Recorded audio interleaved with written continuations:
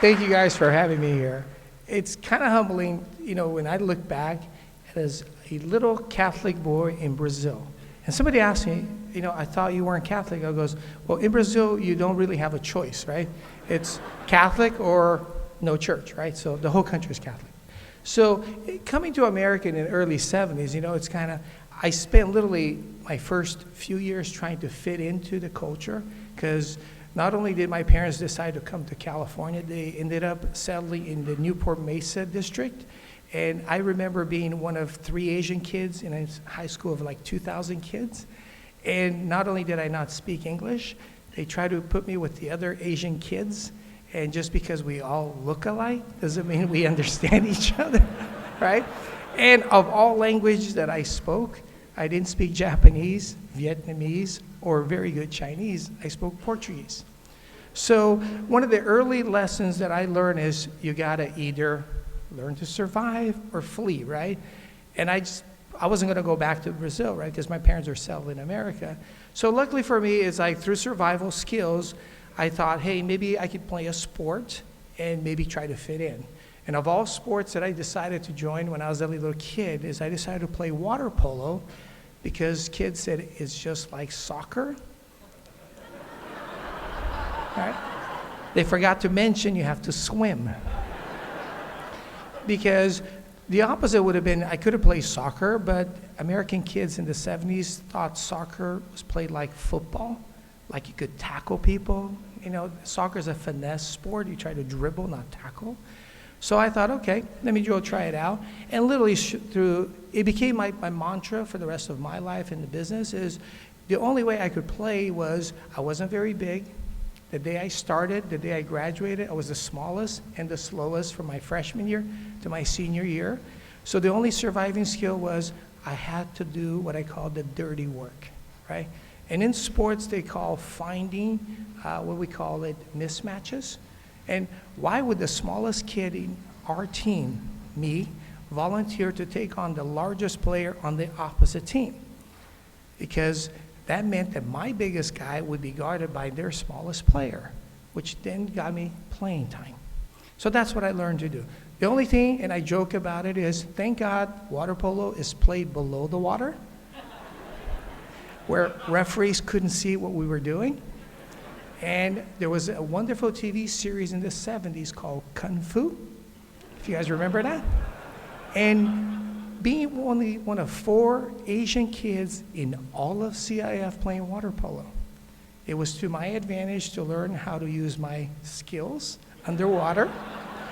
And basically I'd be known as this kid that knew Kung Fu. Not exactly true, but it didn't matter. It became a myth, and I was one of those kids that was fortunate enough that was able to play. So I figured it out, and going to college and all that, and one of the great things about going to San Diego State was lots of road trips south of the border going surfing. So that's where we found fish tacos. And in business, they always say, everybody talks about great ideas, but how often do we say, oh my God, I thought of that 10 years ago, but look at that guy, he's doing it now. Well, everybody thinks about it, but nobody actually takes action. So again, my parents have had restaurants all over the world. So some of you guys that have ever been on Balboa Island, there's a wonderful Chinese restaurant on Balboa Island called the Shanghai Pine Garden. So honestly, I met one of my oldest friends, Mike, back here, back when I was a busboy, and we've been lifelong friends ever since. But I did everything in the restaurant business. So I had the experience where everybody talked about having a fish taco place. I said, hey, maybe me and my brothers, we can pull this thing off because we've been in the restaurant our whole lives. So we get started, and again, we're doing all the grunt work, and our key there was nobody cared about the action sports industry in the 80s. It was becoming an industry in Orange County. In Costa Mesa alone, you had Quicksilver, Billabong, the 2 largest surf brand in the world. But yet nobody cared about it because everybody just cared about the major sports. And who thought surfers, skaters, those are all the people that can't play real sports. So we decided to say, well, let me see what I can do. And I remember from the college days going to a tailgate. I'm like, oh my God, this is real food. I mean, going to a Rose Bowl, my God, there's a guy carving roast beef, prime rib, sauteing scampi, right? Why don't they do it in the surf industry? And they all said, there's no budget for it. And I'm like, let me see what I can do. So I decided to roll a little barbecue onto the beach and start doing surf events. And all of a sudden people are like, oh my God, this is so much better than we used to eat. And I was, what did you guys used to eat? He goes, well, you see that guy on the corner there looking at the waves while the flames are going up? Our lunch is gonna be burnt hamburgers and hot dogs. So here I have fresh fish tacos. And by the way, today's Lent Friday. Don't forget to go to Wahoo's. Had to throw that plug in. But anyway, all of a sudden that was my competition again, right? And I'm like, this is crazy. And then all of a sudden, when there's no waves, people are skating around. So I started doing skateboard events. And when it rains, this funny thing happens. We get all the runoffs at the beach. Everybody gets up to a Big Bear. They started snowboarding. So I would just go up there again and bring the little truck, have a little grill. And people thought, this is crazy. Who's this guy? Asian guy making tacos, right? And while all of us are playing, this guy is here grilling. Well, those little sports eventually became what we now know as the X Games, right? So when the little kid goes to the Olympics and wins the 2 gold medals, well, little Shaun White was 6 years old when I met him, and I gave him his first taco, right?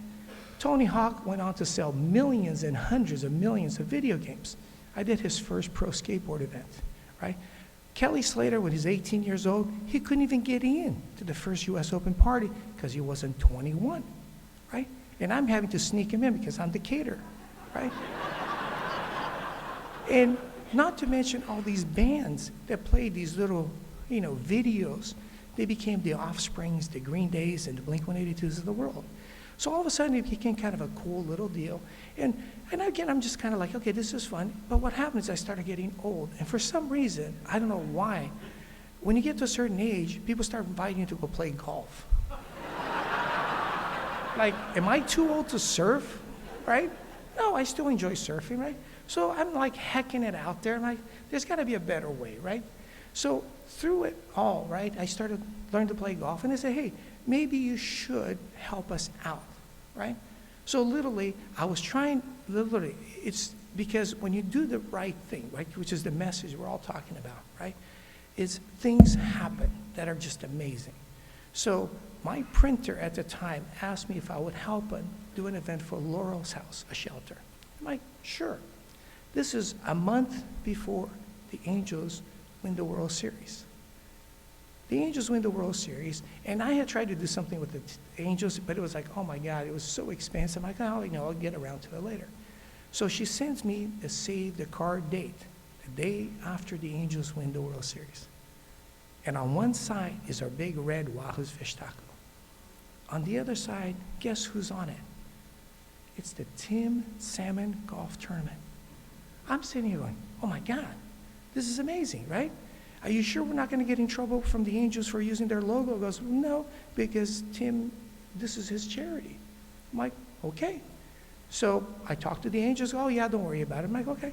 So what came out of all that, right? Tim and I have traveled, we've surfed. We ended up going to the Super Bowl when it was in Arizona. And I didn't realize that Tim's other best friend ran the Phoenix Open. So if you guys ever been to the Phoenix Open on that 16th hole, oh my God, there's more people on that hole there's on any other golf tournament in the world, right? And I had no idea.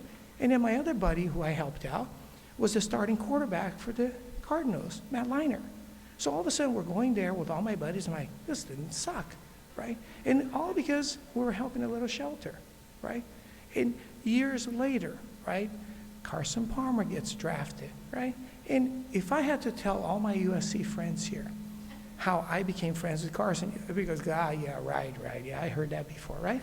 So because there was a team in LA called the Avengers. Does anybody remember that?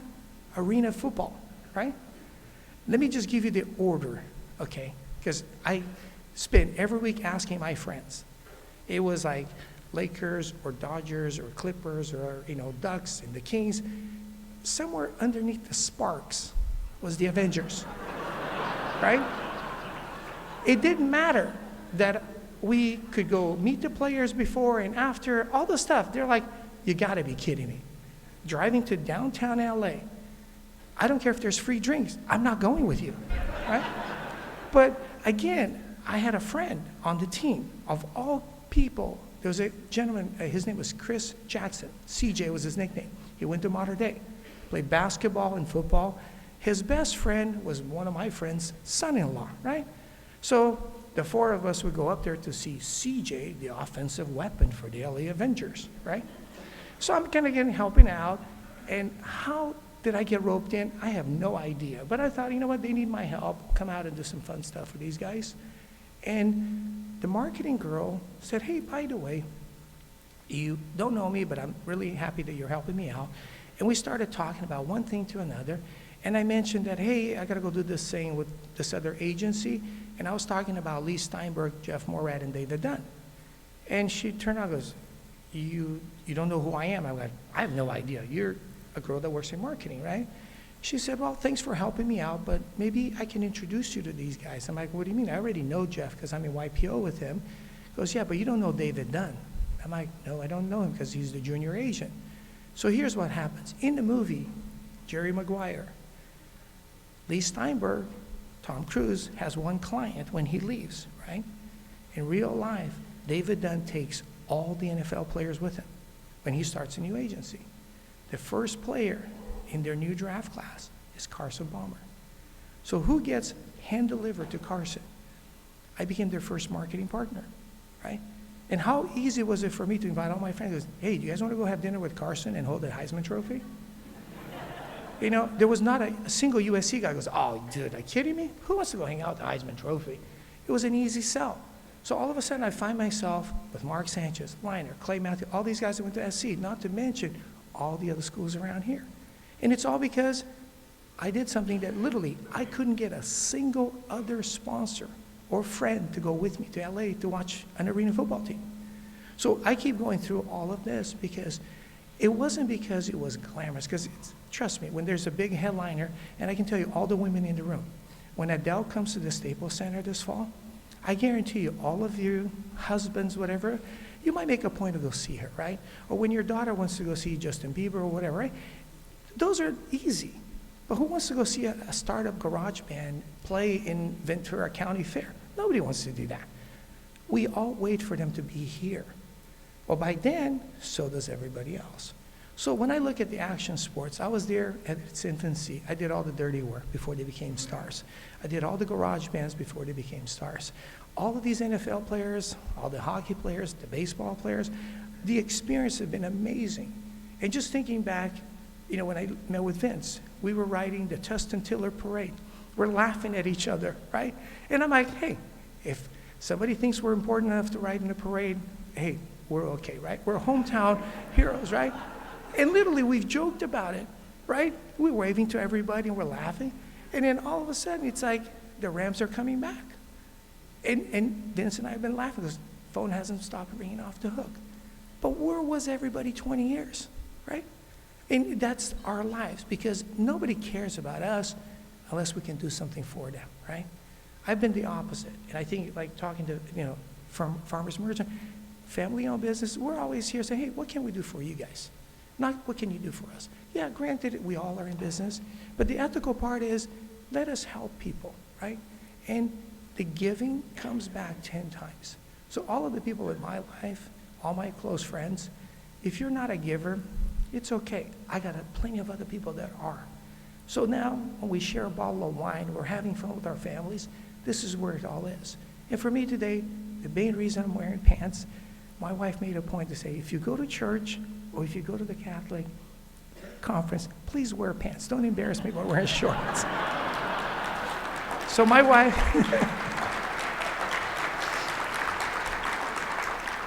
so my whole thing to you guys is, hey, you know, the giving, doing the right thing. And we joked about it. What is the right thing to do, right? We know what's right. You know, that's why in sports, there are referees, and in life, there are attorneys. Right? But if you don't know what the right thing to do is, you know, then I'm not sure I want to do business with you, right? Because if I can't shake your hand, and if I need a contract to hold you to what you said you were going to do, I don't want to do business with you, right? And I think for most of us, think about it. That is really what you have, right? It's your reputation, and you can't shake hands. So in 27 years in the surf industry, in the action sports, we've never signed a single contract with any of the events we've done because they say, hey, it's 100 people, it's 200, it starts at 6, it ends at, that's what you need to do. Give me the details. And you're never gonna find a single company that we ever worked with that comes out and goes, oh my God, they cheated us on this, they cut this, they didn't, because that is my word, it's my reputation. So when I look at people around here, are you the kind of person that needs a contract to hold you? Or are you the kind of person that just does it because it's the right thing to do? And that's really being ethical in business. So thank you guys for having me, and I hope I see you guys at Fish Fridays.